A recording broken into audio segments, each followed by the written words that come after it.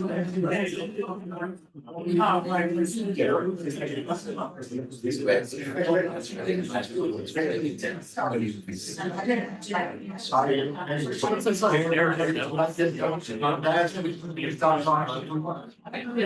I have everyone's attention, please? Thank you. We're about to start the meeting. We do have several public hearings that will be open tonight. I'll talk about those just as we go into them, the procedure and so on. So roll call and seating of alternates. So we have one member absent, Justin Riendo and Brett Gianelli. Would normally be up next. And so Jason, you are going to be seated.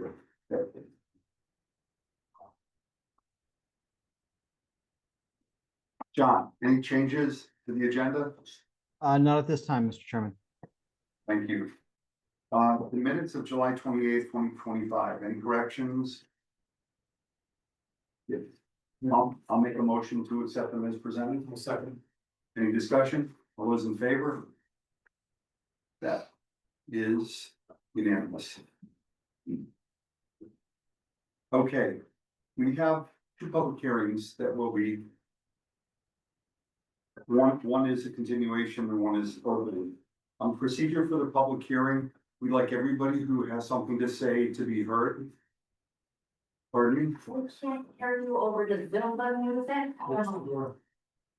Is the Zoom door open? No, it's closed. It's closed. I'm not sure what to say. We have room for a few more seats in here, if that's a problem. There's one chair over there. One chair, yeah. Yes. Actually, you know what, maybe we could consolidate this way and give up that table to take everything. Yeah, that's a great idea. Yeah.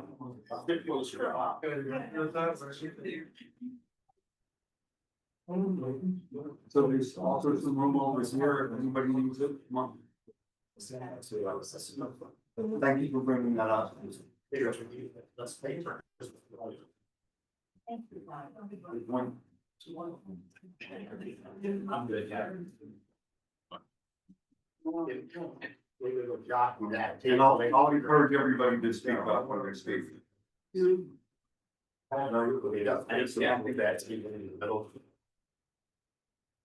Jason, thank you.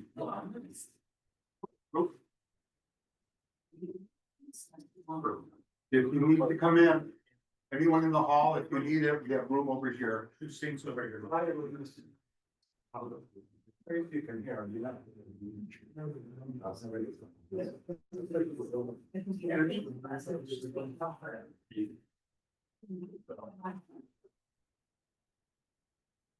Jason, thank you.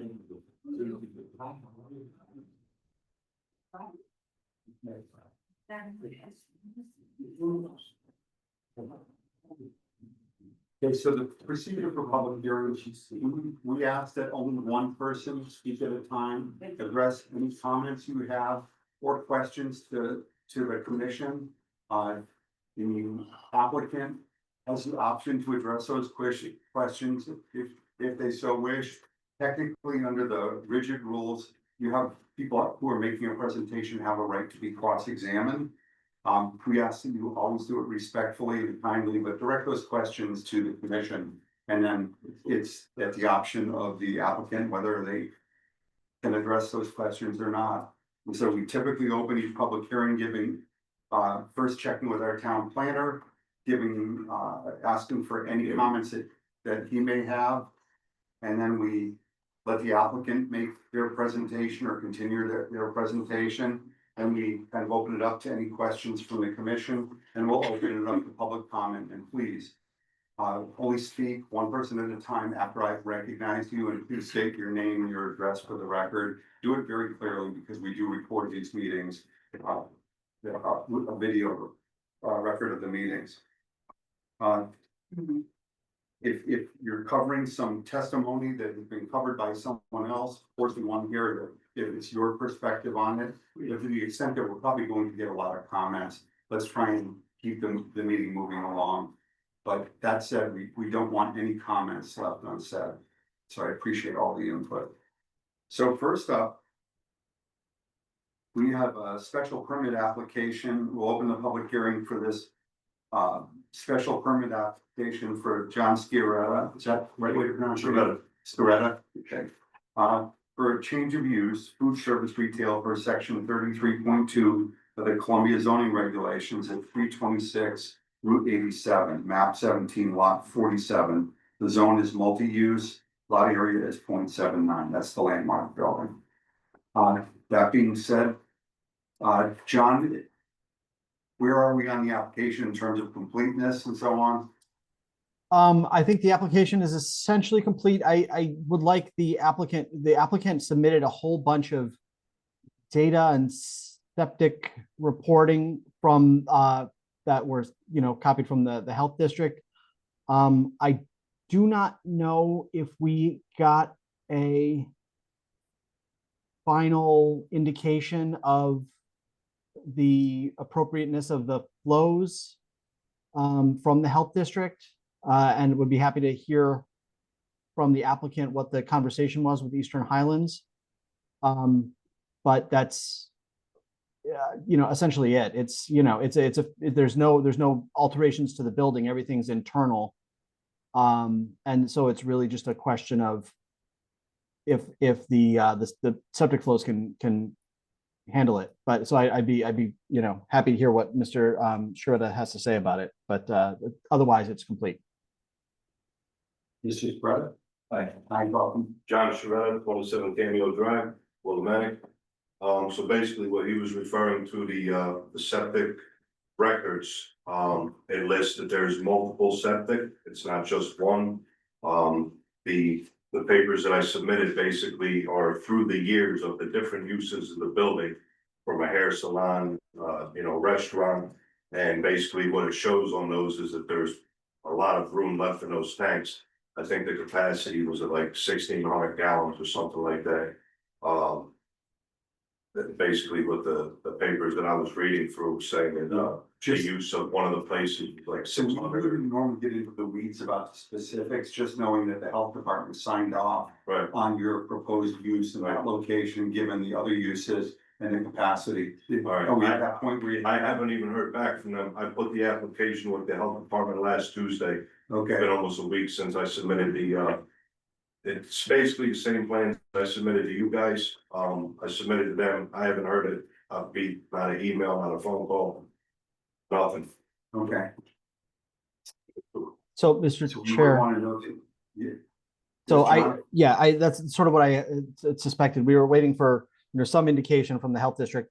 I think if the commission was inclined, that's really the only outstanding item. Obviously, I don't want to step on public input and that sort of thing, but from a technical standpoint, I think that's really the only outstanding item. And so should the commission generally feel that the proposal is acceptable, but for, final confirmation from the health district, I think it could be considered for a conditional approval in that way. Thank you. And I'll shut up. You like to hear more? What we, just want to make that point. Okay. We don't usually get too far into the weeds about specific technical details about Right. septic systems and things like that. Right. Because that's the domain of the health department. Right, yeah, I noticed that you guys had received it. I assume they sent it to you through an email. That I submitted those documents to Lily Brosso over there at the health department. Okay, So yeah, this is the last conversation I had with Glenn over at the health department. He seemed concerned about the water usage and approvals. So that's why I obtained those documents for you guys. So if you look through the documents, or Glenn looks through the documents when it gets time, they can see that it looks like there's plenty of usage, and there is multiple tanks. His concern was the water usage. I'm trying to open a takeout business, which shouldn't affect the flows by much. We literally go through a few gallons of hand wash water a day, and that's what we're looking at using. All my brewing is done with Poland Spring water for our cold brew, for our hot coffee, horchata, for all our drinks is Poland Spring. We don't use tap water for any of those purposes. So I think the usage would be very limited for our business. And that seemed to be a concern, but like I said, I haven't heard back from the health department. I am on somewhat of a time frame with this. I have a 90-day extension in my lease to obtain approvals. from the original 30 they were asking from the realty company. So I got to like September 28th to try to get the approvals, or basically I'm negative on my deposits. They take that back. I don't get that money back. So appreciate it if the health department get back to me and see where we're at with that, so we can proceed. Thank you. Thank you. Any questions from the commission right now? Thoughts? I do have a couple of questions. As part of your application, you're proposing to store a trailer on the side of the building? Yes, sir. Yeah, for the winter. And that's a commercial trailer?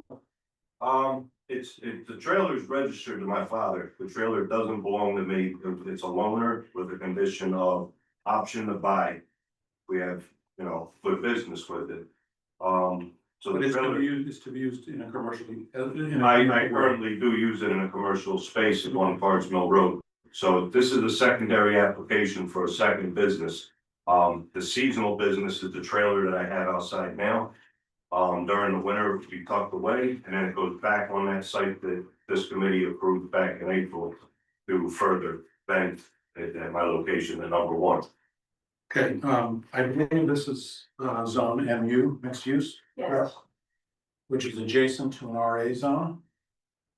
And under a couple of different sections, section 64.2, 6.2 talks about trailers, accessory trailers, commercial trailers. It also refers to a table 7.7, which is minimum side yard requirements. The trailer is considered an accessory building. And because this site abuts an RA zone or RA district, the setback is 25 feet. And I don't believe where you propose to put the trailer is a 25-foot separation. Is that Mr. for Ch- usage? Cause I did Storage read of that. storage of trailers. Okay. Mr. Chair? Sure. Pardon me? John? I appreciate Commissioner Powell's question. My own thinking and having seen the trailer is the trailer is a registered motor vehicle. It will not be anchored permanently to the ground. It will not be taking up location in a way that will deem it a structure. It's going to be, like a car parked over winter or something like that. It's just going to be underneath shelter for the winter months. I would not interpret that as a trailer. However, I suppose that would be ZEO Savannah Kitchen's call. But I wouldn't. Based on the description and seeing the trailer, I would, he's basically storing a motor vehicle.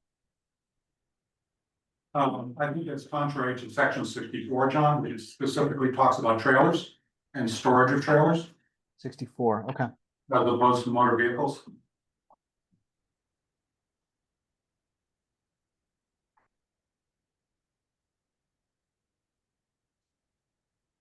Okay. I carry on. I'm gonna check the section. But we can continue. Okay. Let me open this up to the public, and Savannah, if you could weigh in on this while we're in the public hearing mode, that would be great. And that would be really helpful. Any questions or comments from the public?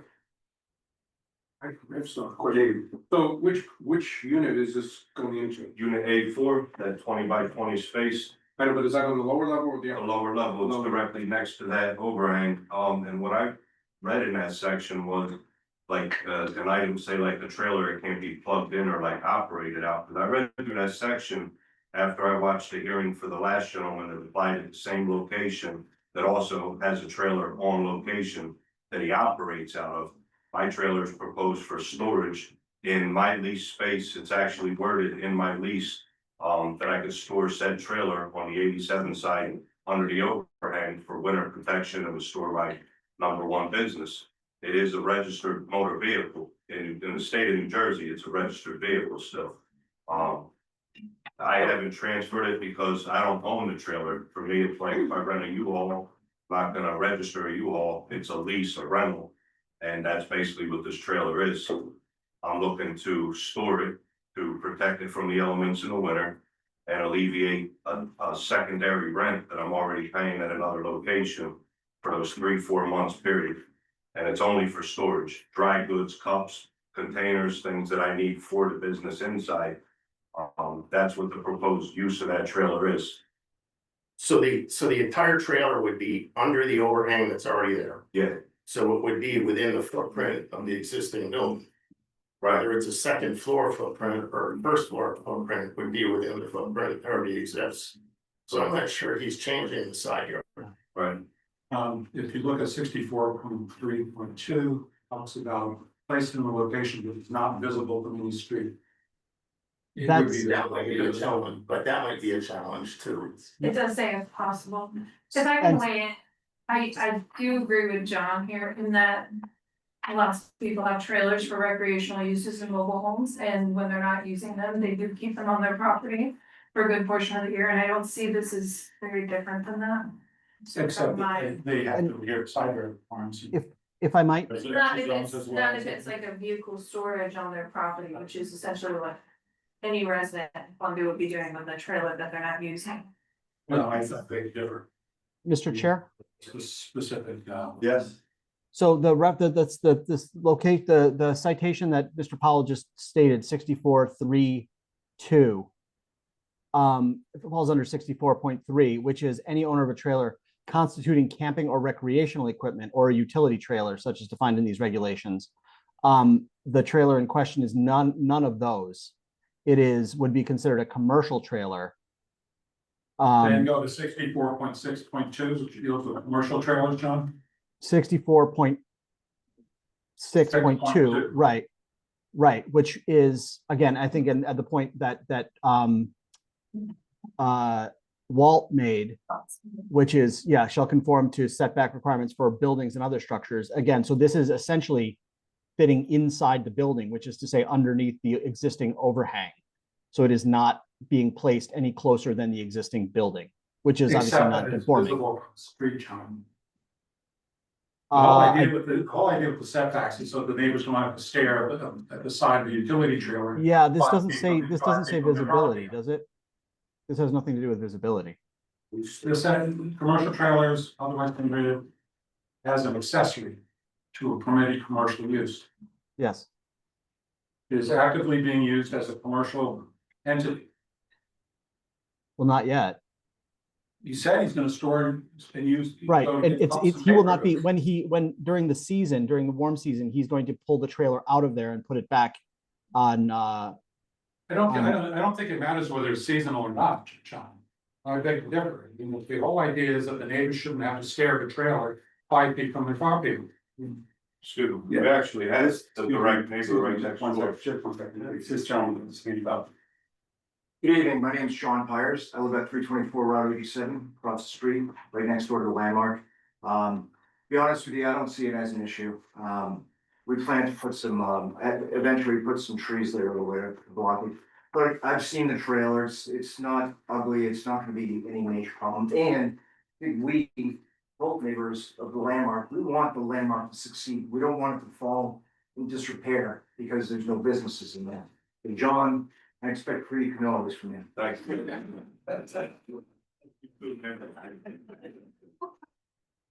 Yeah, I appreciate that. That's great input, but again, I think we are obligated to meet the requirements of county design regulations. If for some reason an applicant doesn't agree with the regulations, they have the opportunity to go to the zoning board of appeals to change, to get an exemption from the regulations. Or maybe. Yes, sir, you wanted to say something? No, I actually just wanted to point out that Mr. Pyers is my direct neighbor on the side where the trailer is stored. I've met the gentleman, great guy, stopped by the cannoli shop one day. He's actually looking forward to me getting over there. So if the issue here was stated in 64.3.2 is it's not to be visible by any street. What if I propose in my application, I talk to the landlord, we put some kind of fence right there that blocks the view from the people passing by that might not want to see my trailer on my leased property. Then it becomes an enclosed garage, which, there shouldn't be any problem. If it's enclosed. That's one thought. That's one Let's thought. move this moving. I had somebody else who wanted to speak. Yeah, just one. Your thing. first name, your name and your address. Henry's, 3 Pine Ridge Road. two words in that section, it says not visible from the road if possible. That actually has to do with, campers and things like that. I misspoke and John corrected me on that. That's under the, Doesn't it say in that section about commercial trailer? no, that's not under the commercials. Usually it's I'm 60. reading the wrong stuff. I'm gonna move this along, we good. Any other comments from the public, thoughts? Okay. Are we ready to close the public hearing? I think I've heard as much as I need to. Yeah. Any thoughts? Okay, I make a motion that we close the public hearing. Second. Okay. Any discussion? Those in favor? That would be unanimous, thank you.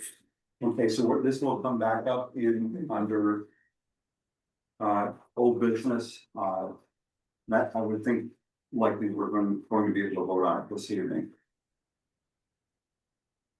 Next up is the continuation of the special permit application of OSWA LLC for excavation and grading per section 63 of Columbia zoning regulations of 0 Route 6, map 6.25, DM1 zone, lot area of 10 acres. This public hearing was opened on July 14th, 2025, and has been continued to this evening. So that said, any thoughts from you, John, about the application at this point, or should I turn it over to the applicant? Yeah, I would. I would just note that we got a sort of a relatively short written narrative from the applicant that was submitted on the 7th of August. And we did get a letter from the town of Coventry, which was submitted, which was written on the 7th. We just saw it today. And so hopefully people had copies of that. But those are the only new items, I believe. Just a little housekeeping, Katie, correspondence we've received since the last public hearing. We did have one letter that we received, but that person also, I believe, spoke at the meeting. Yes, Okay, I did not receive anything from the town of Coventry today. okay. Nothing from the public from the last 2 weeks. Okay. I just want to make sure we get any correspondence received on the record. So I'm gonna look to the applicant at this point. Okay, it's me, I'm Jeff James, and I represent Thank you Oswald. for being- Yep, no problem. As John referred to, I was asked to put together a narrative to try to provide some clarification to a few items that came up in the public hearing. It's in your package. And I don't have a copy of it, but if you'd like me to read it into the record, I'm happy to do so. And maybe one of you, Ron, is this an extra packet right here? Yes, yes. What's in the package if you guys have? It's that rules at target. That's not. Soon there, please. Yeah, I don't see it either. Yeah, I think he's not receiving there. You know, we'll try. See it, not the same on me, either, so. After this. There it is. It's behind the 11/17 map. Oh, that's what I'm assuming. What I said. I assume it leaves out.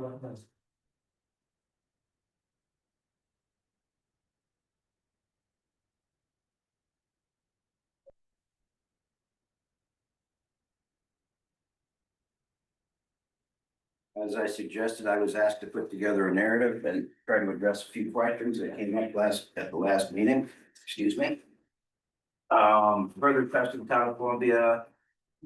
Planner John and ZEO, WEO, Wetlands Enforcement Officer Savannah, I have prepared the narrative to provide clarification as to the purpose.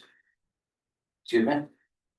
As to the purpose of the special permit application for 0 Route 6 Columbia, Connecticut. Oswa LLC has applied for an excavation and grading permit, not a development permit, to regrade the site and make it more attractive and recognizable for future development to be determined. The site has already been cleared as a right under the existing Columbia regulations, except for some completion of some stump work and cleanup of that. The site plan on file at the town hall, which is in this package here that the commission has, proposes to regrade the site such that there is a relatively level surface along Route 6 with a slope to a lower level surface about 250 feet from the existing Route 6. Once the site is regraded, we will temporarily reseed the disturbed area to mitigate any erosion. Please note the existing surface drainage will be maintained from Route 6 to the Hop River. With that said, the work will involve removal of remaining stumps and unsuitable materials, including roots and other organic materials. This will involve excavation equipment and trucks, which will be limited to Monday through Friday between the hours of 7 a.m. and 5 p.m. After the removal of the unsuitable materials, we would be regrading the existing on-site materials and importing approximately 40,000 cubic yards of fill to achieve the grades noted on the existing plans in your possession. The truck traffic would be limited to the existing driveway on Roses Bridge Road and a new access point yet to be determined at Route 6. Both access points would have anti-tracking pads to mitigate potential tracking of material into the street from the site. Additionally, dust control, water and or calcium chloride would be provided to prevent migration of fine particulate from the site. Once the above noted work is completed, we will then be marketing the property to potential developers who would then have to design, permit, and build to meet the existing Town of Columbia regulations in place at the time of development. It is important to note that there currently is no developer or buyer or tenant in place, and this process could take some time to unfold. Future development applications at this parcel would require a public hearing. I assume I put that in there, so I assume that's true. That's it. Thank you. Okay. Any questions or thoughts from the commissioners? John, any thoughts? Well, I would note, and we had also requested the site plan that's included with this application. I believe the only plan thus far has been submitted is still is not signed or stamped, and it is labeled a conceptual plan by, and I'm trying to find the reference. I'm scrolling.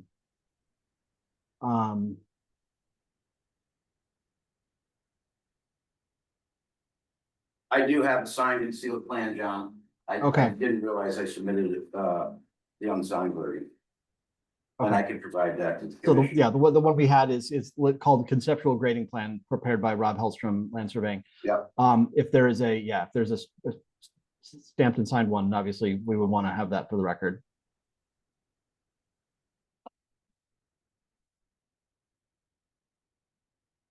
Okay, any thoughts from the commissioners? Questions? I do. Yeah. So. And you have to take this the way it comes out. I'm generally in favor of helping with some commercial development in town. And I think it's a good thing, tax base and so forth.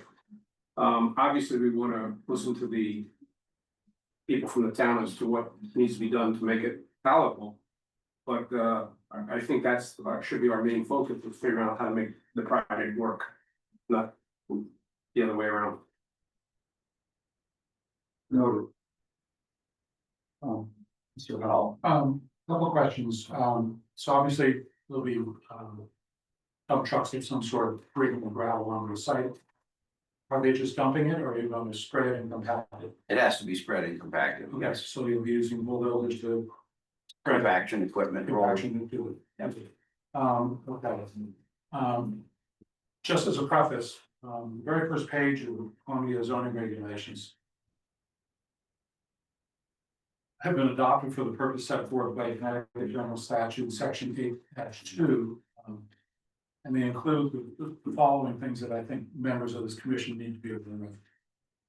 1, to promote the health, safety, and general welfare of the community, lessening congestion on streets, preventing overcrowding of land, avoid undue concentration of population, provide for light and air, and facilitate the adequate provision of transportation, water, sewage, schools, the second one would be to ensure the proper provision is made for sanitation control and control of erosion caused by wind and water. You stated in your, and the statement you just read, that about 40,000 cubic yards of fill are going to be brought in. And that's taking into consideration compaction, I'll assume. Yes, that's an in place. No, Okay, yeah, that's in. in place, yeah. By my calculations, if you were to use a 10 cubic yard dump truck, to bring material in, I know dump trucks range between 10 and 15 cubic yards. Triaxles are up to 20 cubic yards, but because gravel is relatively heavy, a lot of the dump trucks are limited to not the maximum capacity, to something like capacity. But if you use 10 yards per 10 cubic yards per truck, that equates to 4,000 trucks bringing material into this site. Times two, it's 8,000 truck trips on the end going out. You had stated that there's a 6-month operation, for this. You're only working 5 days a week, Monday through Friday, which is about 128 work days. If you divide 8,000 truck trips by 128 work days, that's 63 trucks per day.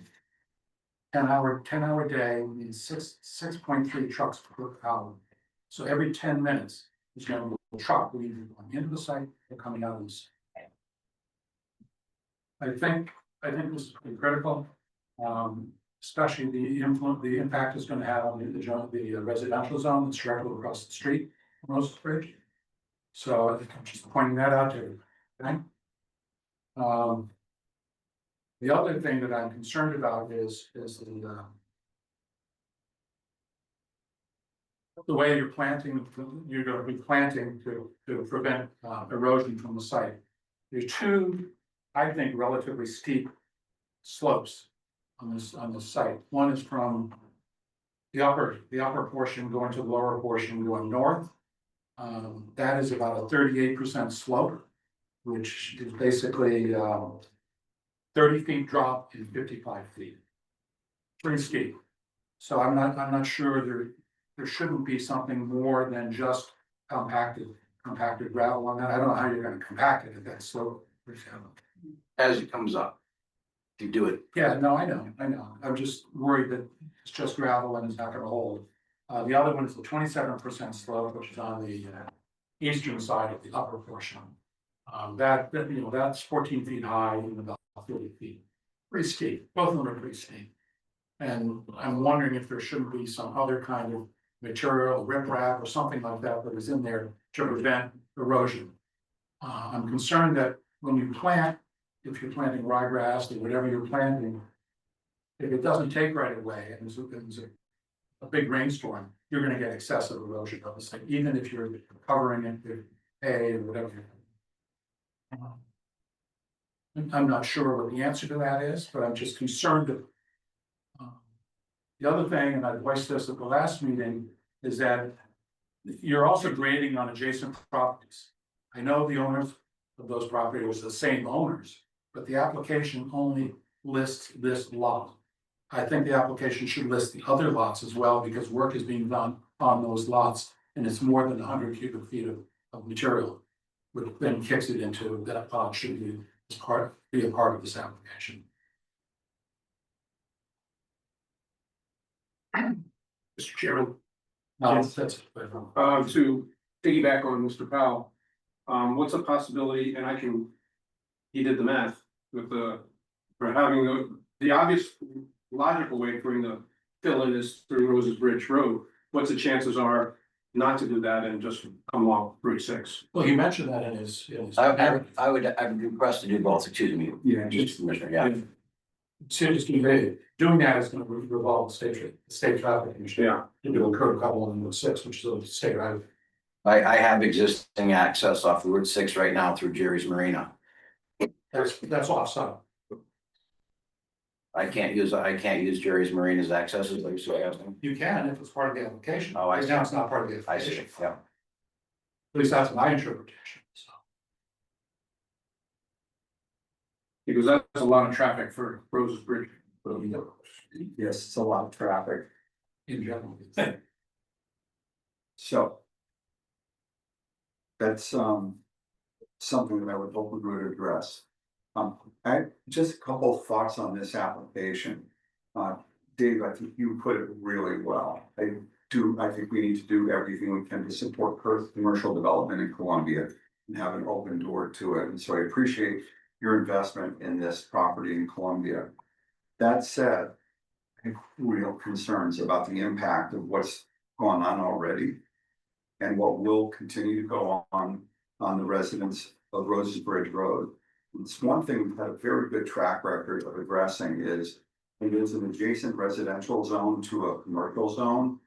We have another level of purview and review is probably the best way to put it. And at this point, we've heard the testimony about the negative impact on the lives of the residents on Roses Bridge Road from what's gone on to this point. And so there's several layers of concern here. Number one, and I don't want to speak to an application that's not in front of us yet, but you have alluded to it. The idea that there will be commercial traffic on Roses Bridge Road that will feed traffic into the proposed Target Enterprises site from Roses Bridge Road, which was a sleepy 2 or 3 time a day kind of traffic scenario, now is going to go to a full commercial proposed traffic. The idea is that you've alluded to it, but we haven't seen any implication from Target Enterprises. That's on our agenda for later in the evening. That's one concern. Secondly, the erosion and sediment issues that have caused massive amounts of dust to waft over to the residents on Roses Bridge Road to this point. Something from my perspective, we have to address. And it's not only the erosion and sediment, as Mr. Powell alluded to, or directly referenced, but it also has to do with some sort of sound and visual buffer to what's going on, especially through the process of redevelopment of this site, or the sculpting of this site, but whatever the future use is. I have real concerns about that. I don't have an answer right now. So we want to help you, but we really have to address the legitimate concerns that we've heard expressed at the past public hearings from the adjacent neighbors. At least that's my individual. I'm not speaking for the commission. I'm speaking for myself as a commission member right now. So how do we get this done in a way that helps restore the life of the people on Roses Bridge Road? It's really what it gets down to for me. That's my concern. So I'd like to put the current concerns out there because I want to look at this as an issue that we want to work to help you resolve and not be a barrier to what I think would be potentially advantageous and reasonable use of the land long term. And then Bob, thank you for the map. But Rick, is this an application? This is not an application for Target. No, this is No, it was referenced in detail at the last public hearing about the fact that they will be using this for access. So I'm just giving a heads up. So what my concerns were based on the testimony as we received it in the public. Okay, I got you. I just wanted to understand why that was brought up. I qualified that because I said that. I know John Scrapno brought in 40 to 80 cars a day, trucks, cars, whatever, lot units. That went on for years.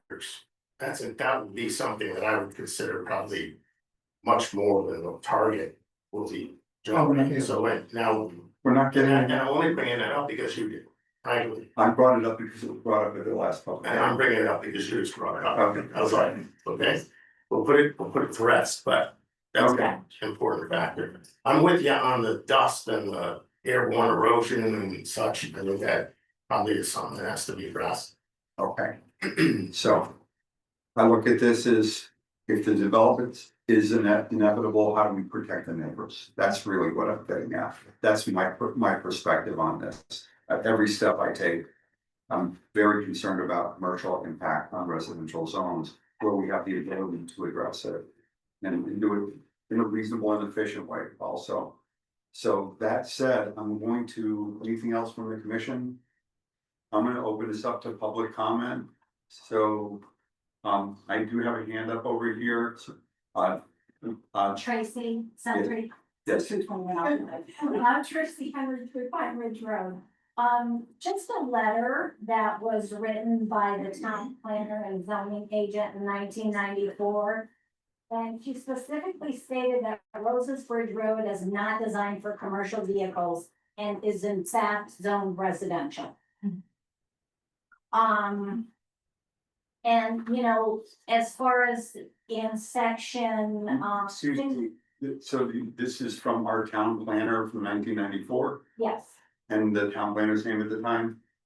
Mary Haskell. Okavar, yeah, Oh, yes, okay.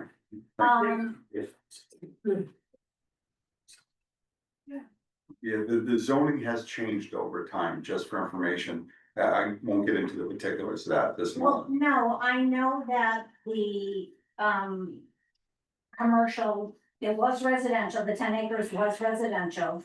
In 2019, it changed to commercial, CM1.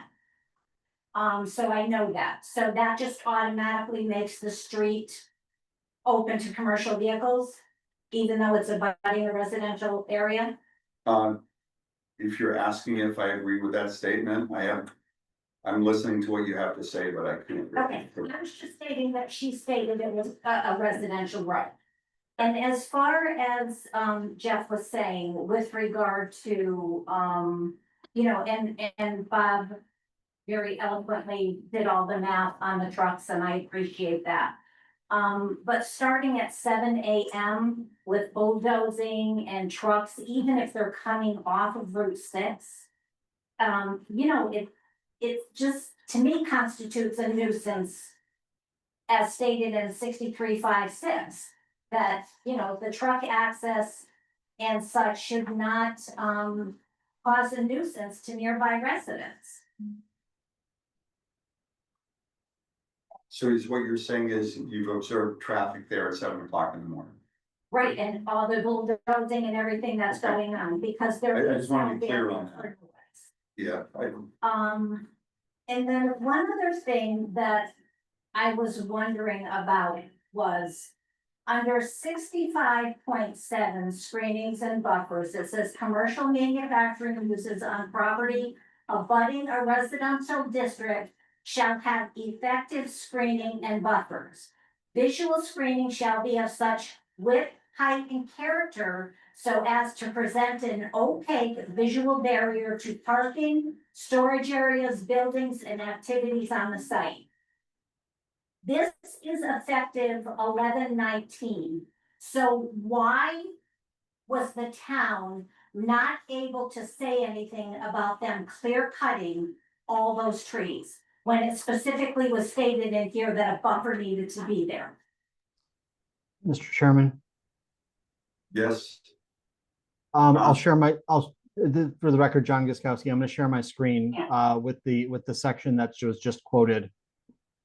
Section 65.7, and I think we discussed this a little bit last time. The resident who just spoke noted that commercial manufacturing uses on abutting residential property shall have effective screening and buffers. We're not there yet. This is not a use. Clearing of the property and preparing for an end use is not a use. So this section, screening and buffers, refers to essentially end uses of commercial property.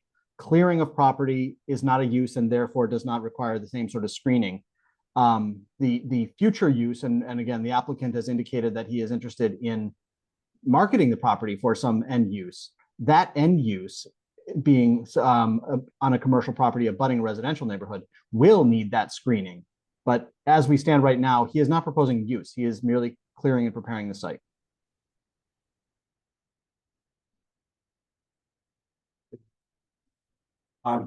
Megan? no, I want to give everyone a chance to Yeah. talk. You want to go back to questions, we'll go back through this as many times as we need to. Yes. Hi, my name Greg Wood, the town historian, 322 Route 87. I have two general questions. One, what is the time frame for your proposal? I kind of missed. I have to address questions. Okay, and the second is, what is the impact on the local aquifer and the wells in the neighboring residential community? So the first question, I think we do have an answer to. It's proposed to be, going on for 6 months. From what time frame? I don't know. I would assume 6 additional months from whatever time a decision and that potential approval is rendered. impact on the aquifers. It's a good question. I've never contemplated that. If fill is being brought in, I don't know what the impact on the aquifers is, and any scientific info I'm wide open to. This is, it should be also noted, this is John Guskowski. This is not an aquifer protection area. Thank you, John. Okay. So we have no information on that. Was anyone else want to speak to this point? Yes, sir. Dave Merkier, 6 Pine Ridge Road, Columbia. My only concern, I'm all for more commercial development, more tax base coming into town. But the whole thing here is, you're talking 6 months just for this grading project. Then once the grading's completed, then it's gonna be marketed.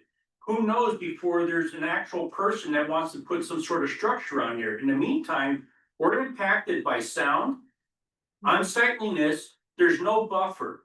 So, okay, that's great, you're gonna grade it for 6 months and put some seed down, that's terrific, but it's not gonna affect our view of Route 6 and the noise. And how long we're gonna be impacted before there's some sort of now tenant that's gonna build a structure, and then we can finally see the buffer go up. Would you wanna live like that? And the other comment I have too is, we addressed it at the last thing about the floodlight from the Jerry's Marine. That has not been changed, it still comes blaring down 6 Pine Ridge Road. Mr. Chair. Yes, Savannah. And if it can't be adjusted, then put a new fixture up. Thank you for your testimony. Savannah Kitchen, zoning official. I just want to respond to that. I did not receive a single complaint form, official complaint form from anyone in the town, just so you're aware. I did go out and check out if there was a floodlight, of course, because it was mentioned at the meeting. I could not find the one that was referred to. I walked onto the marina and I walked around and I didn't see it, but I had no form to go off of and I had no more information. My wife provided it when we were here. Those photos were not dropped off to me. Nothing was given to me to follow up on that complaint, and if you would like to, you are welcome to come by. I will be here at the Leave town those hall photos and tomorrow and fill out a complaint form then, Sure. if that's what it takes. Just for the record, we did have a practice that changed in the past, where when there is a zoning complaint, it does need to be submitted in writing, either email or in writing, just so there's a record of it. Cause there were floods of minor comments coming in by phone calls and things. It made the process of zoning management unmanageable. So we do insist on that. There were several other people. We'll get back to you. Thank you. Anyone else had their hand up? Andrea Lee, 2 River Valley Road. I live directly diagonal from where the Roses Bridge entrance is, and I've lived there since 2012 when John's Scrapyard was there. When it was there, we had the trees that were all there, so the noise and stuff, there was a big buffer there. It was a good view to look at. Just on July 24th, the town work crew was putting down topsoil along the edge of my property line on Roses Bridge Road, which I'm guessing is because they're noticing the erosion that's already currently in place. As far as the lights, I can show you a screen of my camera, how the light shines in my house all night. Yeah, as far as that, and there's already trucks that are currently using it for Target. I can only imagine like once business is officially there, it will be more frequent, but there's already quite large trucks pulling up, parking there about 6:45 in the morning until about somebody gets there about 7 o'clock to let them into the gate. So I can hear the trucks running out there early in 6:45. It was one of the large, it looks like a well drilling type of a truck, like kind of a big rig. Yeah, so that's currently ongoing, so I can't imagine that. And I think that as far as like views, I mean, we're asking for him to put a couple rows of arborvitaes, which is gonna do a noise buffer, which is gonna be a nice view to look at. I mean, I don't think that's that much to ask in the big scheme of things. Just for the record, so any approval of the Jerry's Marine site plan, any of the lighting that was proposed to be installed at the time, we would have strictly required that it not bleed off site in any manner whatsoever. So to the extent that that light is not directed correctly or whatever the circumstances are, best thing you can do is to file a zoning complaint with our zoning enforcement officer And then she will have the wherewithal to go take a look and Yeah. help guide them, excuse me, a second. And guide them to whatever corrective measures. And I believe That's it's on something that's already addressed. a light on the scrapyard. I don't believe it's on Jerry's Marine. I see their light, but their light, the scrapyard light is the one that shines directly. So And I have that I can't speak to in case that light has been in place Okay, for a very, very long time. It may even predate the specifics of it in our regulations. That's something, if you wanna look into it, I would suggest you formally put a concern into our zoning enforcement officer. We'll look into it. Yes, we have a process for that. Yes, anyone else wanted to speak? You're up. Tracy, 3 Pine Ridge Road. John keeps saying that, you know, this is just this lot. However, we are looking at the parking, the storage areas, the buildings, the lights on the parcel that is 223. 223, 213, and this 10-acre parcel are all on the same deed, owned by the same people. So we collectively, as Andrea just said, would like to see a double hedgerow of abrevieties to block all that. Target had mentioned in their letter about the dirt berm. Well, okay, if you're standing right near the dirt berm, you might not be able to see over it, but when you stand back, you see everything. So we're not asking for a lot. And those 3 parcels are all on the same deed. We have an application for a specific parcel right now. And then it was noted by Mr. Powell that there may be other parcels that come into play. But we can only address the parcel where there's an application right now. Okay, at the last meeting, Bob had requested a survey of the entire parcel, not just a part of it, the entire parcel. And I didn't see that new survey or the entire survey in this packet. Was it provided? There's a survey map for the conceptual work. And then there is some work identified off of the application site. And it was his comment that there should have been an application for that site because there was some grading involved in that adjacent site. Whether it's on the same deed or not, if it's a separate tax parcel, we're only addressing the one tax parcel that there's an application for. I think when you were referring to 4 weeks ago, I had asked for a complete Yes, site survey for this application down to the Hop River. yes. I was concerned that there may be work being done within the wetlands regulated area. I met with the zoning enforcement officer after that meeting, and she told me that she had measured the distances from the proposed work to the river, and it was well beyond the regulated area. So I don't feel that a complete site plan moving is needed in that case. I think that's what you're referring to. It Yeah. absolutely is. This question is for, unless somebody else has some. Is for Jeff. Is the entire 10-acre parcel going to be conveyed when you sell it? There's no intention to sell. There's no intentions of selling the 10-acre parcel. You're doing this grading for A lease. a lease. Okay, okay. So I misunderstood what was going on there. I guess that's all my notes. Oh, no, how many can it be? How many businesses will be able to go on that 10-acre parcel? As many as you can fit. I'm being honest with you. You know, we don't regulate the number of business units that can occupy a given X square footage of building. If they end up building a small strip plaza, I don't know what the plans are. And there's 10 small businesses, it could be 10, it could be one large business, it could be whatever. So that's not a question that we're even approaching or addressing Okay. at this point in this meeting. Another reason that we'd like to see that buffer go up now and not whenever, how many buildings end up going there. Understood, well understood. Thank you. Any other testimony or questions? Yes, ma'am. Hi, Lauren Jorgensen, 8 Pine Ridge. I guess my concern is if that area was developed, even with the arborvitae's, you know, as a barrier or something like that, I mean, down Pine Ridge, I still think you're gonna be able to see that entire development, strip mall, whatever goes up there. So I don't know how that would be blocked. Well, we're not being asked to address that right I know, now. I know, but I just wanna It's point a it out. valid point, and I share your concern, Right, but there's only, we can only look at what's posed in front of us and react to that at this point. yeah, what- I understand. Okay, I'm just I saying appreciate your because- concern. Yeah, it's just one of the, And I don't want to speak for the other members of the commission. Anyone please chime in. You know, I'm only speaking for myself as I speak.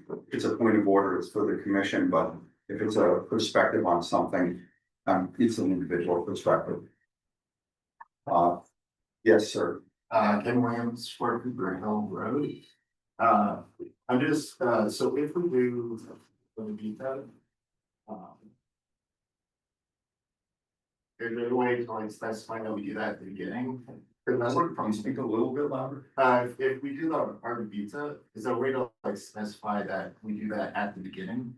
Cause I work from home and 6 months of, that just been stopped.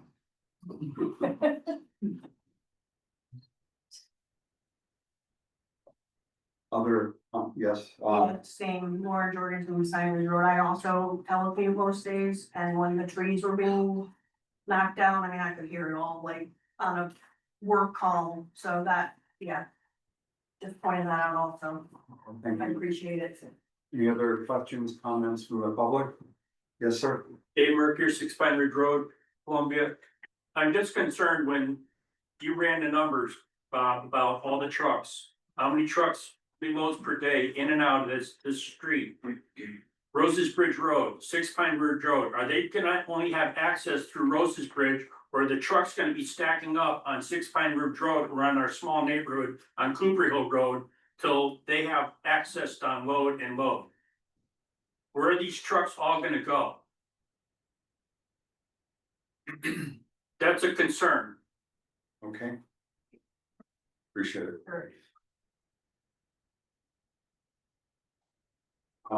Any other questions or comments? Yes, ma'am.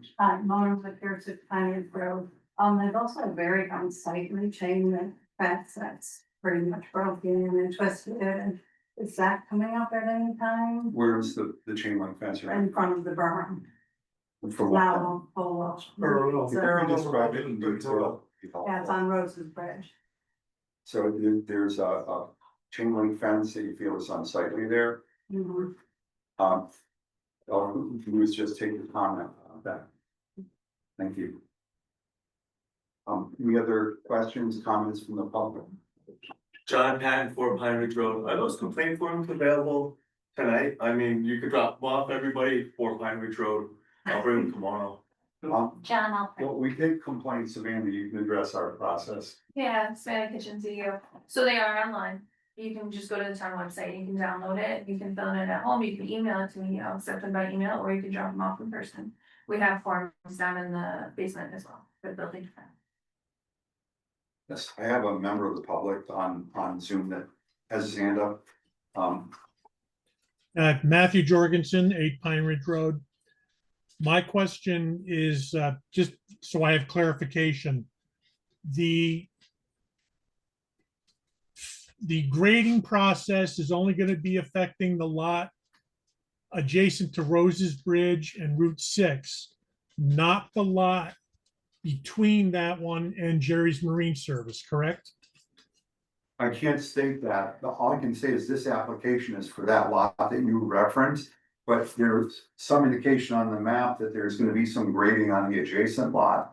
And we'd very much like to see the application include that lot also. So, because we really, if they identify a lot and we're doing the work here, we can evaluate that. If work is also being done on an adjacent lot, that's a separate matter.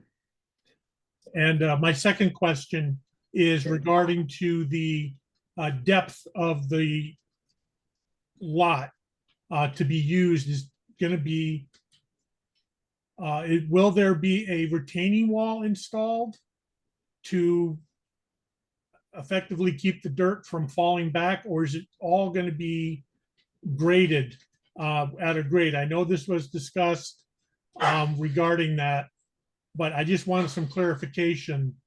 If this grading permit, When you're talking about the depth of the lot, are you asking about the physical depth of the lot from Route 6 to the very back of it? Or are you yes, talking about grading and elevations?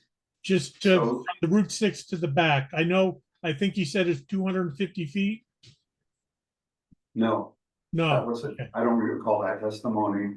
I measured the depth of the active excavation and filling area, and it looks to be in the range of about 380 to 350 feet. Is that accurate? Yeah, from Route 6, it seems to go back about 350 feet. I did some cursory measurements on the map that I have. And that's in essence nearly everything that we're discussing right now. Because the lower part of it isn't proposed to be filled. There is some grading there. Is that correct? I'm gonna ask, yeah, is that my Yeah, summarizing this the accurately? proposed approach is sloping as opposed to a retaining wall, that is correct.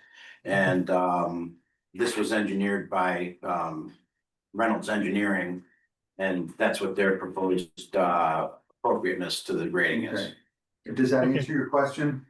It does. So just to say the depth of the lot will be probably equal to Jerry's Marine and Duncan. Yeah, So that's correct. The applicant indicated. then it would be a grade off. Okay, that clarifies it. Thank you. Okay, I appreciate the questions. Any other questions, comments from the public? Yes, ma'am. Mary George 7 on Hunting Bridge. In the last meeting, there was an issue of gravel going out of the property. Is that gonna be considered in your decision? I don't have any information contrary to that, and the applicant assured us that it was not an active gravel operation supplying gravel off-site. And that's the information that we have. There is material that needs to leave the site vis-a-vis the roots, the organic matter, and there's giant piles of stumps there now. Okay. Yeah, So you're there is indicated material that that. has to leave, yes. Does that answer your question? Not really, because for some people that live in the area were concerned that material was being taken off the property in the last meeting, and I just wanted to know if that will factor into your decision about whether the application is approved. So. Thank you. Any other questions, comments from the public? Yes, sir. David Mercury, 6 Pine Ridge Road, Columbia. There's about 11, 12 of you, including the person John off site, remote in. But how many have actually physically driven on Roses Bridge Road and Route 6 and have seen the eyesore? All of you have? Okay, And when you want to see that. I'll rest my case, but grassy, to me, it's totally unacceptable. I appreciate it. Us waiting for a tenant to move in. And we'll be back here to see what the new tenant proposes to do. Yes, sir. Can I just add that I was approached by Tracy Henry, who's had a number of comments earlier, to provide a double, what were they, Green Giants? Hedgerow, yeah, the Hedgerow. green giant. And I suggested that isn't reasonable, but that I would meet to discuss what I thought might be a reasonable approach. And unfortunately, she wasn't willing to meet with me in that regard. Okay. So, Yeah.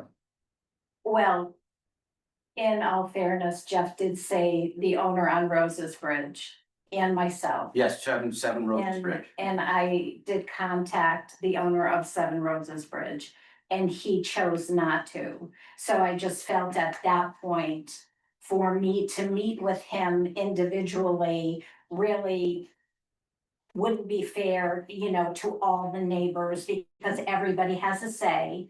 And I'd rather address it here in front of the zoning board. And just so everybody's hearing the same thing and there's no he said, she said type of situation going on. And that's why I didn't meet. Yeah, Dave Mercury, 6 can Pine you Ridge read Road. everything out at once, please? No, well, Well, I'm just I'm asking. chiming on to what she just stated. I know, this is, we're asking for testimony on your perspective. I mean, And to the extent that that is or is not an applicable zoning issue, and I feel it probably is. Please go ahead, but I'd like to know what his option is instead of just grass seed. Do you have any other options besides, obviously, no plantings, because geez, that costs money. God forbid, no impact on the. can I ask the you residents. respectfully? I Please will, keep the comments kind, But- respectful. It's how we do our business. I mean, we I met, can't control your speech. we met July You know, 14th. I'm just hearing me out. He I had, can't control your speech. So, fine. but I'm gonna ask you as a favor, keep it kind and respectful. Everybody has their goals for their livelihood and everything. And it's our job to try and balance it and treat everybody with respect. And I would like everyone in here to treat each other with respect. It's the way we do things. I mean, several members on the board even made the comments about the buffers, some sort of thing, you know, arborvitae's, whatever. Plantings, yeah, something's definitely gotta be discussed. That was July 14th. Do you have any proposals to throw the community residents that live on Roses Bridge, Cooper Hill Road and Pine Ridge Road as an option instead of just grass seed? I'd like to hear it. That was my intention. Grass seed was not intended, I'm sorry. Go ahead, please. Grass seed is not intended to be any kind of a visual buffer whatsoever. It was more in the vein of erosion and sediment control purposes. And I thought that meeting with Tracy, and I forget what the gentleman, is it Jason? Jason, yes. I thought that by meeting with those two individuals, we could discuss something that would be amenable to those folks. And maybe others want to be at a meeting. I'm happy to have a conversation about it. I would implore you, just from my individual perspective, and I would love the commission to weigh in on this.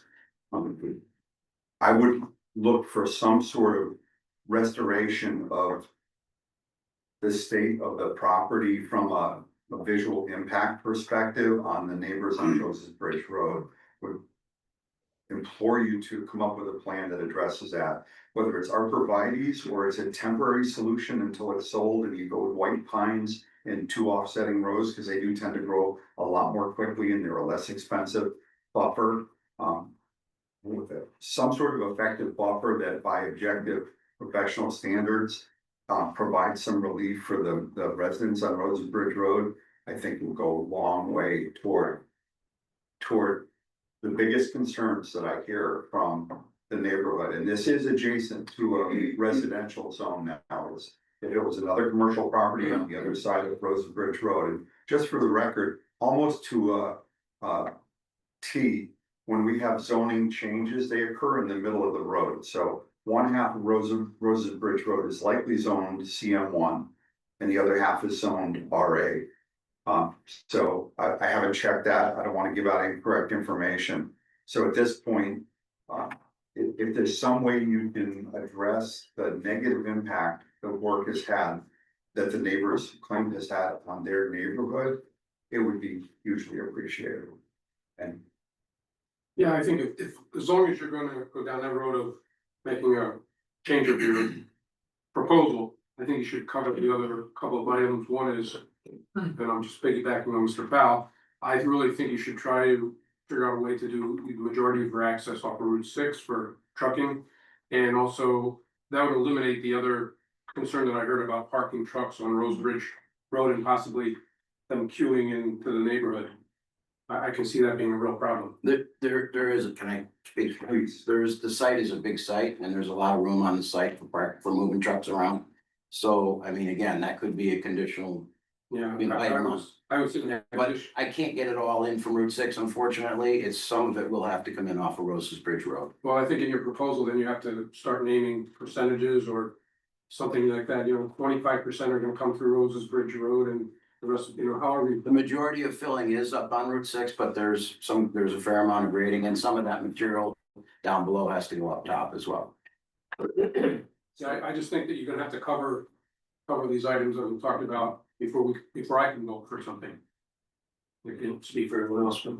yeah, and I would encourage you to come up with a plan to address the concerns. I have the same concerns that the neighbors do on Rosie Bridge Road, but we want to try and make this easy for you to move this project forward and utilize the land in the way it was zoned to be used. That's reasonable from my perspective, but we're needing extra attention because it's adjacent to a residential zone. And the idea that any addressing a buffer has to wait until a final development proposal is in place. I don't have that same perspective. My perspective is we have an opportunity now because it's a special permit. We have wide discretion with the conditions that we can approve a special permit to reasonably address the concerns of the neighborhood. And it's personally a very important point to me. And I think it's incumbent upon you probably. You need to come to an agreement ultimately with the commission about what that buffer might look like if the commission is of the same perspective. I'm speaking for myself right now. And hopefully that's going to be based on the testimony acceptable to the neighborhood. But ultimately it would be an agreement that you make with the commission. And we want to be reasonable about it. What's a reasonable approach? That arborvitaes may or may not last there if the deer get to them. Heaven help, white pine, it's not an ideal buffer because they're very fragile trees, but they do grow quickly. And when planted in offsetting rows, they can form an effective buffer, probably in a more timely way than arborvitaes would. And they will grow to be taller and somewhat restore that lack of a sight line from Roses Bridge Road out to Route 6 over your property. So we have an issue. Let's try and work through it. And in a way that isn't horribly expensive and is reasonable for everybody. And it could be that your final development proposal proposes to take those down and replace them with some other type of buffer. If there's, substantial development, as I hope you obtain, it's another level of view, but. That will be a different applicant, just so you know, it Yes. won't be myself, Okay. This is the reason for the public hearings. We want to hear what everyone has to say about this. It's very important to us. And then many times we can be a facilitator of a middle ground that's achieved that maybe benefits everybody. Could greatly enhance the look of the site also. So that being said, anything else from the public? Anyone? Yes, ma'am. I'm sorry to ask another question, but it's related to the traffic, Please. Lauren Jorgensen, 8 Pine Your Ridge. name, just name for the record. Yep, Lauren Jorgensen, 8 Pine Ridge. So coming up Rose Bridge, you guys probably already know this, but Toward Route 6? yeah, it's really dangerous. So to have, if, I don't know, you can remind me if there's some kind of traffic control that'll happen, but we get like our sight line blocked sometimes by, if an 18-wheeler has to pull over on the side of Route 6, you can't see. So then you're up at the top of Rose Bridge trying to pull out, and it's really dangerous. There's accidents frequently. So if you're talking like 63 trucks a day coming in that area, I mean, that's pretty dangerous traffic situation. And people come flying up Rose's Bridge from Coventry. So I just want to point that out, if there's anything that can be done from a traffic perspective, for safety. I don't know what we can do from a zoning perspective about an existing town road. I don't, anyone have anything to say about that? Oh, it's a state road. I'm glad it's on the record. I'm glad you've stated it. Yeah. Once we get an active development proposal in there, maybe there's another layer to this that we can look at. Yeah, I'm just thinking even with large dump trucks coming in, if they had to pull over on this side and you're trying to make a left-hand turn out of Rose's Bridge, it's almost impossible. So, like with 8 AM traffic or something for work commuting, you could, be pulling out and trying to inch your way past that, a truck's in there, so just the sheer volume of what is being delivered with this project. Mr. Chair. Savannah Kitchen, CEO. I was thinking it's something I could point out to Public Works and see if, some sort of flashing, If you could. something or stop sign. Let's put all of our heads together on Okay. this issue. Yeah, I'll reach out to them. Savannah, thank you. You could do a right turn only, so that's. Be out of Roses Bridge. Yeah, if that's sort of. Could I ask everybody? Please, I'm begging you. One person at a time, the applicant. I think from a traffic perspective, that comes down to the future development, and that would be part of the future development application for that corner. Okay, It's not gonna be part of what I'm proposing. I don't propose to go to the state of Connecticut and try to figure it out, because we don't know what that might be.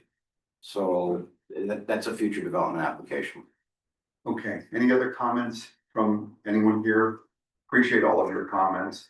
You know, if we don't get the comments out in the air, then we don't really have an opportunity to address them if it's within our power. Yes, One more, Tracy, 3 Pine Ridge Road. This is to Jeff, he was just saying that he's not gonna go to the state because Route 6 is a state road until the future development is brought to the table. However, with the significant amount of truck traffic,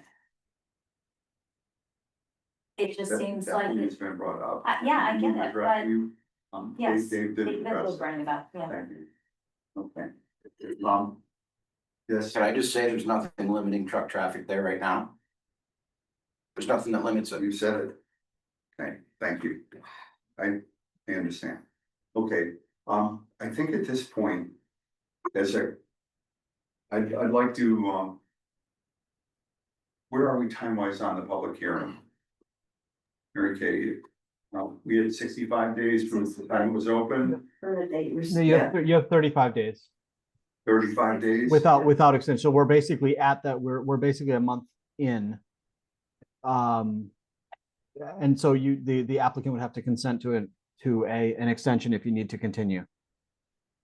Continue past today or continue Well, past. you probably have about 5, because I think that it opened on the 14th of July. It did. So the 31 days in July is 17, 11, we're at about 28. So you have another week without extensions. Another week without, if it's 65 days, that would be. It's not. It's not. It's 65 days to open the hearing, 35 days once you've opened it to close, Okay. and then another 65 to deliberate. So we're about at the limit without an extension. Correct. I would want individually, and I'd like to talk about it while we're in public hearing mode, because we have to decide whether to continue to ask for a continuance of the public hearing, or if we feel we have enough information to close the public hearing. It would be my perspective that I would like to see an adequate buffer along Roses Bridge Road on this development to buffer the impact of the current work there, and it would need to be acceptable and be reviewed potentially by a landscape architect or something to certify that it's an appropriate buffer. That would be my thought. I'd look for some sort of buffer. I don't want to get really specific because I'm not an expert on species. I've talked about white pine, I've talked about arborvitaes, I have experience with both of those, but there may be something else. And that's my big concern here. As far as the truck traffic, it is going to be temporary, and there's negative impact on neighborhoods when development goes on. I'd love some way to mitigate that impact or make sure that it's kept to a reasonable number of hours. So I don't have any personal specific thoughts on that at this point. I would want to throw it out to the commission, but the big hanging issue for me is the buffer from this site and the noise that's impacting Roses Bridge Road and the dust from the current work. And, you know, an active construction site, there's really no way to keep grass planted there. I realize that. I don't want to be speaking for the applicant, but some reasonable way to buffer what's going on there to bring back some of what Roses Bridge Road had before this clearing started. That's my thought. And I'd love to hear what everyone else here has to say. We're in active public hearing mode. We usually try to keep public hearings open until the very last moment so we can continue to take in public comment on whatever it is that we've said with each other, but now I'm throwing this out for the commission. What's everyone's perspective on this? I think we need to ask for an extension from the applicant because there's no way we're gonna resolve these 3 things. And then what, then the property just, then it just sits there and nothing goes forward, No, nothing goes, but- I know, if we all vote tonight and it doesn't go anywhere, then, the property just sits the way it is right now. That's right. Everybody's upset then, so. Yeah. So I think we need to address the three items that we mentioned before. And by the applicant, and then I'd be willing to vote on it at that point. I certainly wouldn't be able to vote for it tonight. So I would propose, let me throw this out to the commission before I'm asking you as the applicant. I would propose a 30-day extension of the public hearing timeframe so that, and ask the commission whether they want to consider this at our very next meeting, which is actually reserved for land conservation and development review. Whether we want to in any way, have the public hearing opened at that meeting, or we want to go to 30 days from now. I'd love to resolve this faster than 30 days. I would really love to do that. I just. Well, can the applicant have these questions answered in 2 weeks? I mean, again, I think the quickest way for me to answer. Trying to find a happy medium with the folks up in the community is to probably meet with them. Is there any reason why there couldn't be a conditional approval? Without an extension, subject to some type of discussion with the individuals? I look at that as way too open-ended from my perspective, because to give you approval, that isn't really an approval until something else happens that's external to us. I would want the commission to sign off on it. That's the reason we keep a public hearing open. So I would ask you, is everyone in agreement that we would want to ask for a 30-day extension of the public hearing timeframe and try and have this all resolved within 30 days? And if you could interact with our town planner and or our zoning enforcement officer, more than likely our town planner, come up with some effective buffer. And then Dave also discussed coming up with some narrative about the schedule of the truck traffic and some narrative about it not backing up and having the truck traffic back up and buffer onto Roses Bridge Road during the construction process. So I can answer the latter question you just asked about truck traffic. I have no pressure whatsoever to expedite in the 6-month period, so I would be willing to agree to some other length of time to minimize the truck traffic over time. It's just gonna be a longer temporary inconvenience that folks would have to be prepared for. That would be my number one response. My number two response would be, and John had made a suggestion to me at one point about potential approach to, in particular, 7 Roses Bridge Road, that I would be amenable to as opposed to what was proposed by others. That I would be amenable to agreeing to. So from John's perspective, John, I don't know if you'd be willing to speak to that or if you want to leave that out of the conversation, but that was what I was gonna discuss when in person, which I feel was an appropriate way to address. Okay. So, address. Let's just concentrate on this application here for the moment. Well, this would be part of this application. There was a suggestion on an alternative because I wasn't agreeable to the proposed approach. I didn't have a hard time understanding what you're telling us. There was a proposed approach. Tracy had, I don't know if he emailed me or sent me a letter, I don't recall what it was, with a proposed approach of doing a double layer of green giants, I think they were. Yep. From Route 6 to Roses Bridge. And in a staggered approach up Roses Bridge Roads, and I just don't feel that that's appropriate. And it doesn't make sense, and there's going to be some future development in the future that is gonna have to address this issue, but as an alternative approach, I was willing to do something. And I wanted to discuss that, and when in my meeting with Savannah and John, John made a suggestion that I thought was a reasonable approach. And what was that? And that was to provide, we didn't have a specific number of green giants to the affected parties, in particular 7 Roses Bridge Road. We didn't talk about the couple other folks that have potential issues. I don't see it the same way. I think 7 Roses Bridge Road is the most direct sight line to the site. And so that was why Jason, who I referred to earlier, that's why I wanted to meet with Jason and Tracy, who seemed like she was representing, and she said in Roses Bridge Road. I don't know if he's here. I don't think he is. Okay, yeah, we'll get to you in just a minute. So. Thank you. So it sounds like you're opposed to a buffer all along Rose's Bridge Road of a double layer of trees. Okay, I don't think that the entire site is visible. The entire length of that was requested for. That's my biggest issue with it. It's not necessary. well, let me propose this. Let's have a 30-day extension of this public hearing timeframe. So that we have time to act 30 days from now. And I would ask that you interact with our town planner to come up with a plan to address the concerns of the residents as expressed in the public hearings to his satisfaction. And that's not a resolution of it. That's gonna be something you can present to us as a finished product. And then you can go back and forth with him. Because for you to negotiate with the residents, it's gonna go 2, 3, 4 months down the road. And I'd like to get this resolved for you in a reasonable time frame. And the best thing I think we can do is have you interact with our town planner and come up with a plan that he, that you mutually agree to. If anyone wants to weigh in, has a very limited ability to interact with the public because of an open public hearing.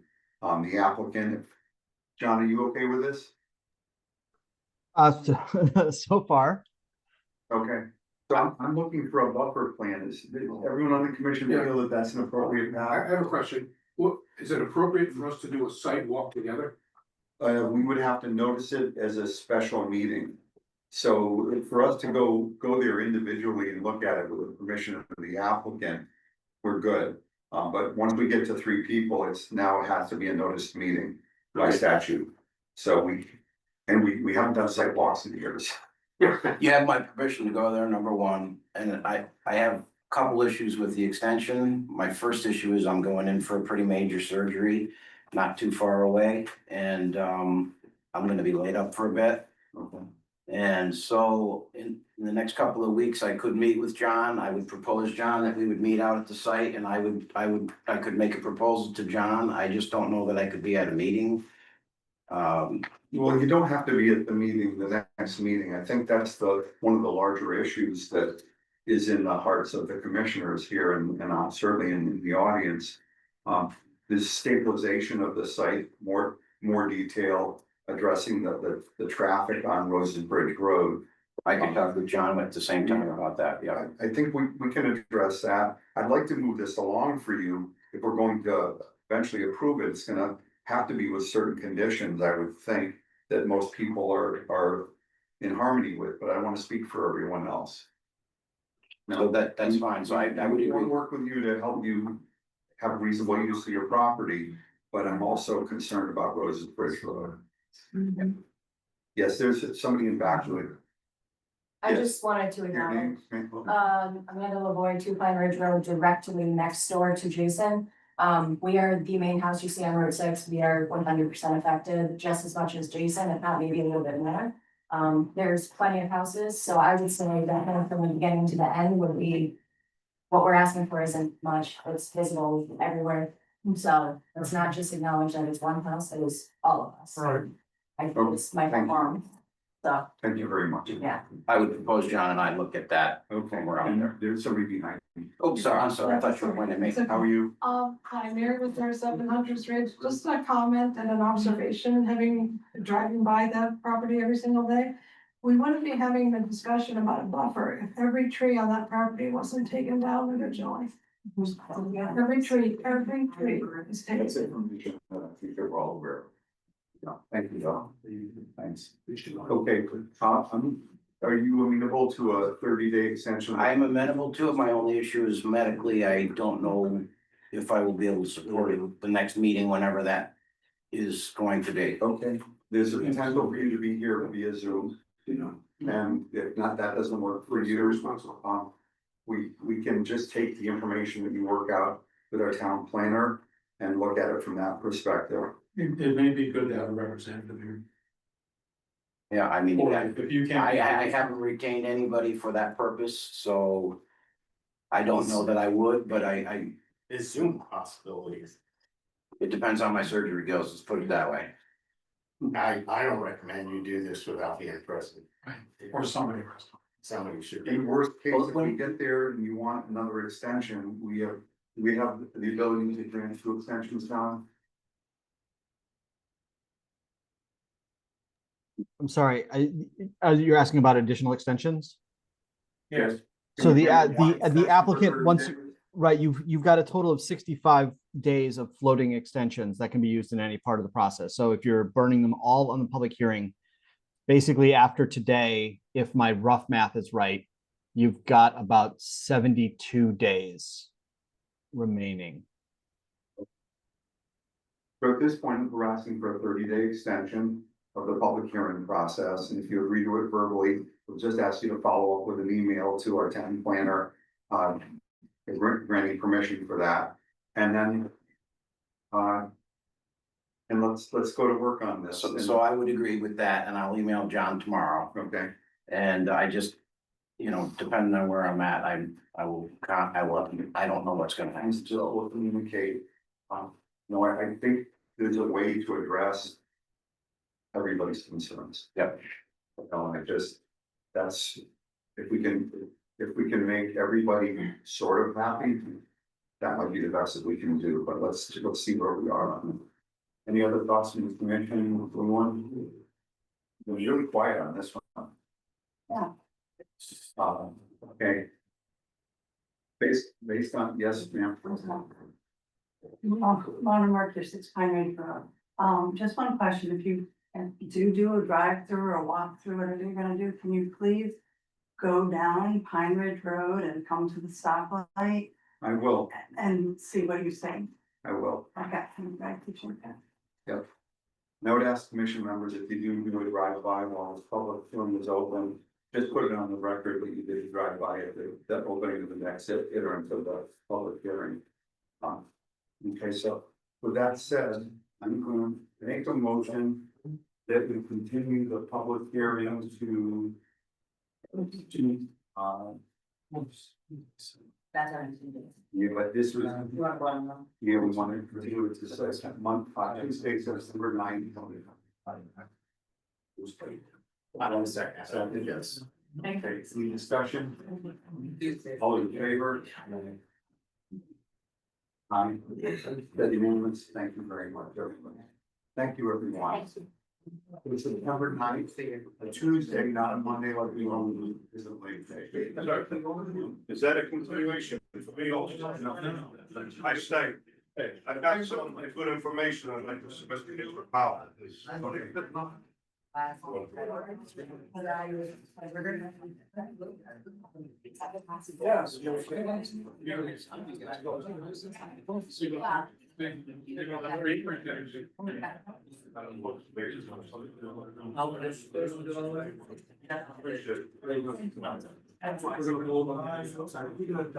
Yeah. You don't come to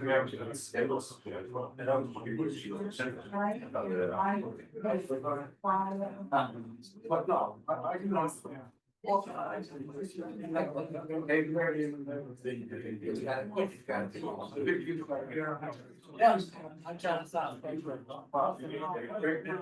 to be your.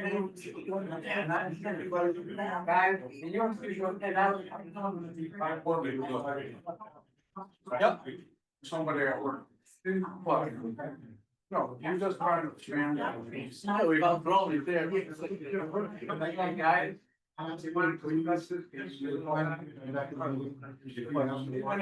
so. All get together and make discussions, absolutely, for about 3 or 4 meetings.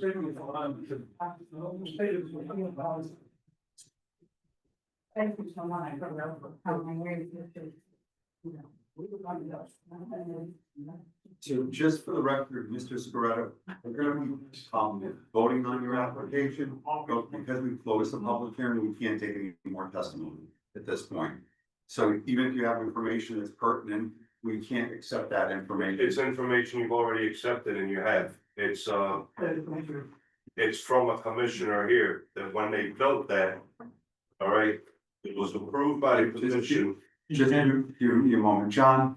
Anything that illuminates something that was previously submitted, I don't know that we can accept that from the public at this point. Yeah, no, Because you've we closed, technically you've closed the hearing. Yes. Once it's finished. Is the city? I believe you closed the hearing on this, right? We did, we closed the public hearing. Yeah, we've done.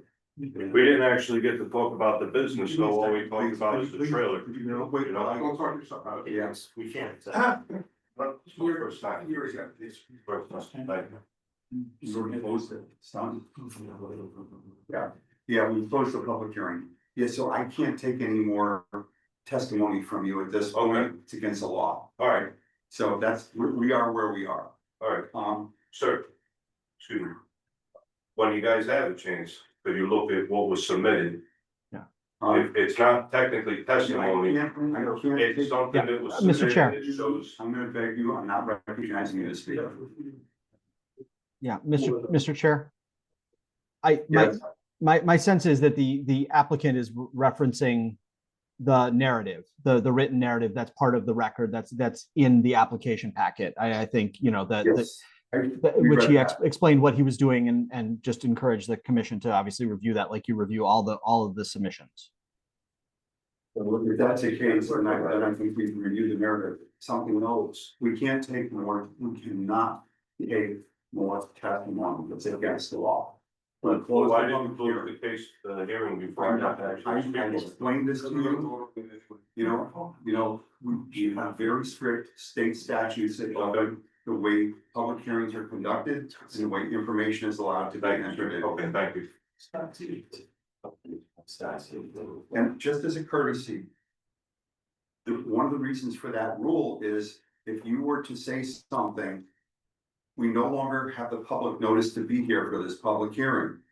So for you to enter testimony to us, when the public has no ability to be aware of your testimony or to rebut it, is the reason why the rules are so rigidly followed. So we have very strict rules and we do follow them. All right, I wish I knew that, I would have entered this in for you.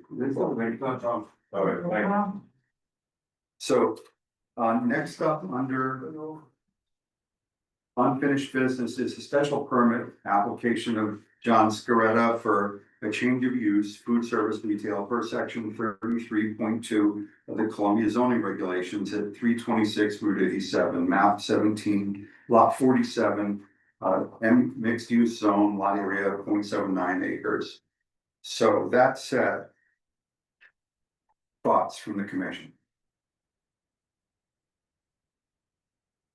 I'm in favor of it. I'm in favor of it too. I'm in favor. I'm anxious to have more businesses coming to town and hopefully we can fill up the other couple of vacancies we have. And I look back at the history of that building and between the landmark, which was a soda shop, pharmacy, grocery, etc.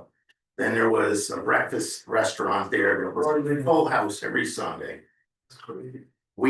This almost is not a change of use, right? Right. No, I believe this should be smooth sailing application.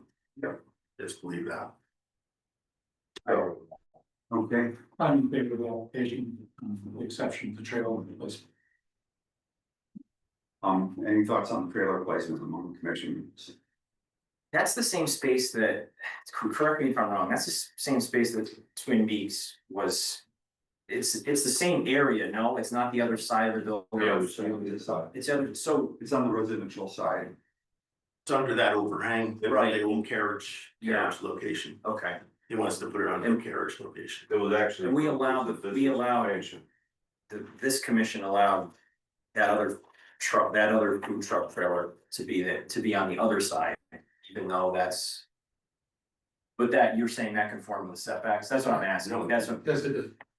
I don't see how it could have, but. Because it's not adjacent to the airport.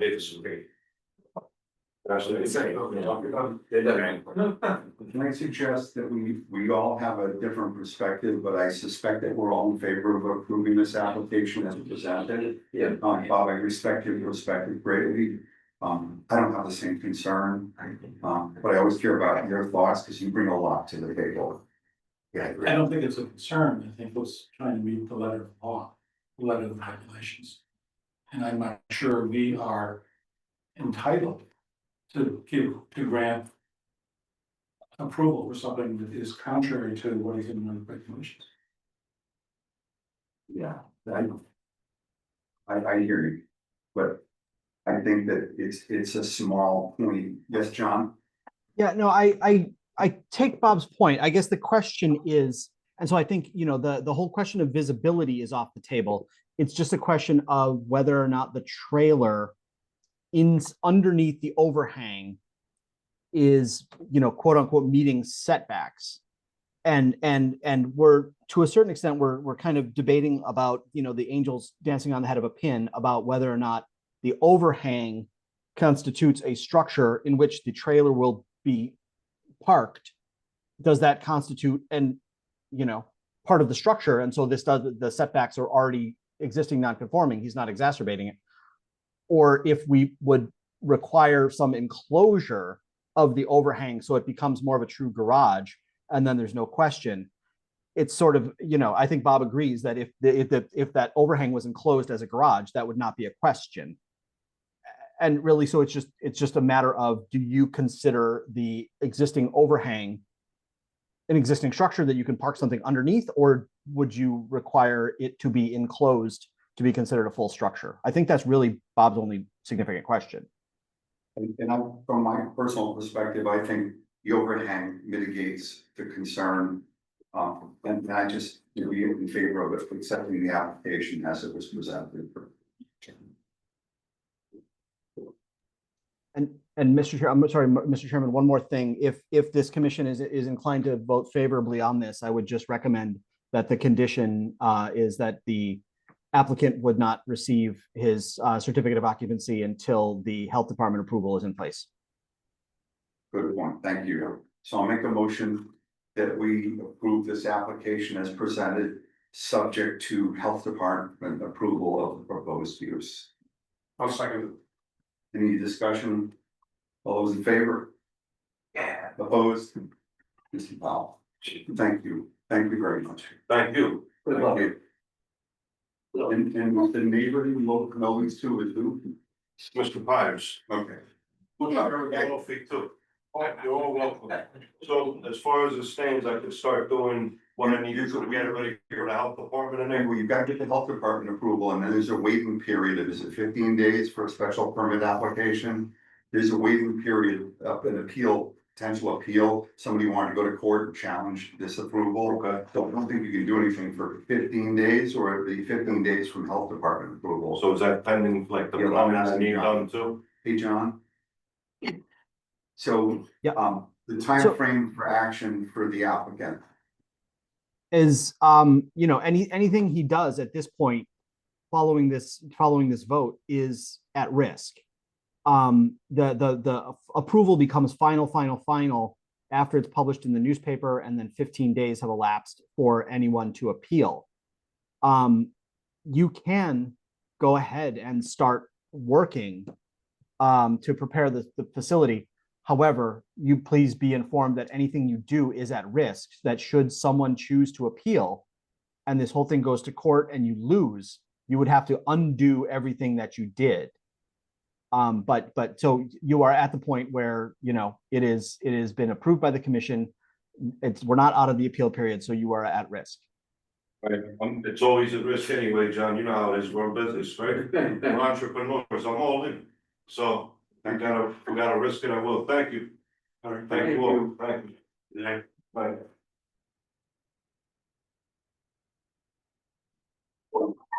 Okay, next up, we have a special under. So we continued the public hearing for the special permit of OSWA for the excavation and grading. And next up is a new, let's see, let me make sure I follow our agenda. POCD, there's no updates as of this meeting. We'll have our next meeting on August 25th. It will be a plan of conservation and development meeting. John, is there anything you want to mention about what we'll be considering at that meeting? So we will, in advance of that meeting, you will get an initial draft of the conservation and natural resources chapter. And then at this meeting, we will be discussing, we'll be hearing from stakeholders on the municipal, cultural, historic resources. So, you know, the Historical Society, Parks and Recreation, the town hall complex, those sorts of things. We've invited those folks. Okay, thank you. Anything anyone wants to bring up to us that isn't already on the agenda? Okay, under new business, we have a new special permit application, for John Osaski. That's correct, yep, I got it right? we did. Oh. It's easy, it's only Joseph 6 Pratt letters. of Target Enterprises, Inc. for a laydown area at 0 Route 6, 23 Route 6, map 6, lots 25 and 27, the CM1 zone, lot area 10 acres and 14 acres. We're going to receive the application, very little you would need to say. There's a narrative there, Savannah asked me to write, I think that pretty much covers it all. And we're gonna set a public hearing. The next applicable public hearing date would be September 9th. Does that work time wise? Yeah, I would just like to state that this is being heard for a public hearing at the wetlands meeting the day before, Okay, so time wise, that works out well. okay, perfect. So that's a Tuesday, September 9th is a Tuesday, which is unusual for us. We usually meet on Mondays because of Labor Day. So that being said, the application, I make a motion that we set the public hearings to open on September 9th at our 7 PM meeting. Any discussion? All those in favor? Okay, that's unanimous. Okay, so the public hearing is set. Generally, there's not a lot to review here because we have to take the testimony from you at the public hearing. Okay. So I hope you enjoyed the other part of the meeting. Just came to support it, that's all. We're good. We're all good. See you September 9th, thank you. Yeah. Nothing under regulation revisions. Communication reports, I would note that we had that, I think it was a July 13th letter that had come in. I should have probably mentioned it during the public hearing. It was from Tina Gould. That did become part of the public hearing record.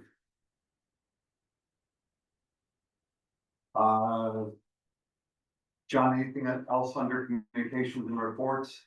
No, I think I noted during the public hearing for Oswa that we did also receive testimony from the town of Coventry. I just wanted to make sure that that was noted for the record. Anything on commission open discussion? Okay, audience of citizens again, anything, anyone? We have no executive session, I make a motion to adjourn. Really? Oh, I'm sorry. What? Hi, Ann. What is, oh, yeah, Tomac, 103 Slade Court. What is a lay down? So, what does that mean? A lay down? I believe it's for the application, I believe it's where they wanna put, put down a pipe to store pipe. It's an outdoor storage area to the best of my knowledge. It's usually some kind of prepared area as opposed to just dirt. Right. So either gravel or Something like that. bituminous fine, something like that. Okay, so I made a motion, someone seconded it? Yeah. Yes, all those in favor? Aye. Opposed, unanimous, thank you very much. Why don't we please? Yeah. Yeah, we don't, she doesn't have to